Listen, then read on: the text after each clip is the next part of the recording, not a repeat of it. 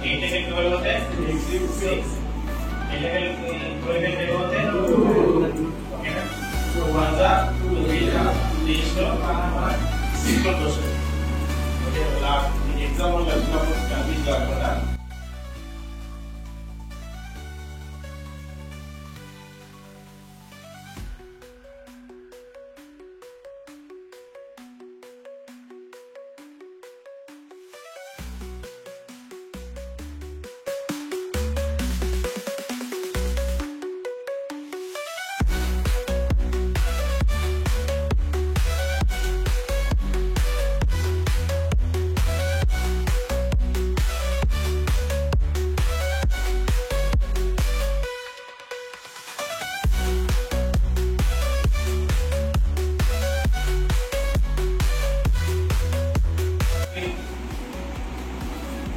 If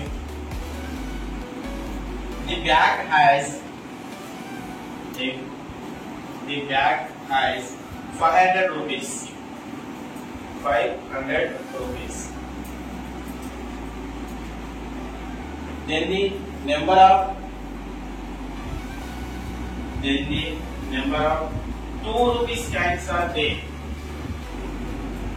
2 rupees coins are there.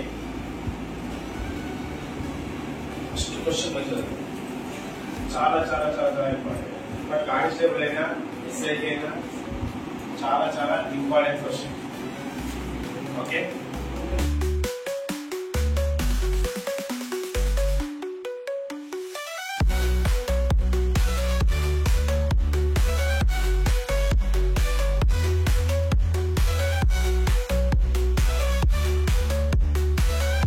అందుకనే 2025 సంవత్సరానికి గాను గ్లోబల్ టెర్రరిస్ట్ ఇండెక్స్ లో గ్లోబల్ టెర్రరిజం ఇండెక్స్ అని ఒక వచ్చిందంటే కదా 14th ర్యాంక్ వచ్చిందంట ఇండియాకి. ఇది ఒక విషయం చెప్తున్నారు. అంటే దీన్ని బట్టి అర్థం ఏంటిది? ఏవైతే దేశాలు న్యూక్లియర్ వెపన్స్ యొక్క టెస్ట్ చేస్తున్నాయో 27 దేశాలను సర్వే చేస్తే మన ఇండియా ర్యాంక్ అంటే 14th ర్యాంక్ వచ్చింది. ఇందులో చూడండి, ఇలాంటి దేశాలలో ఎక్కువ ర్యాంక్ వస్తే మంచిది.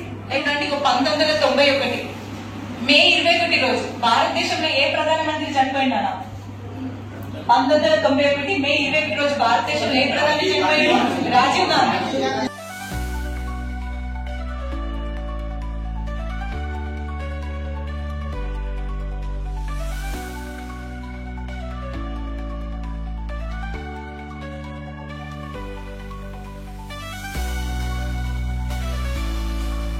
ఫస్ట్ అనేది యాంటీ టెర్రరిజం డేగా మనం సెలబ్రేట్ చేసి ఇక అప్పటి నుంచి యాంటీ టెర్రరిజం డేని జరుపుతున్నాం.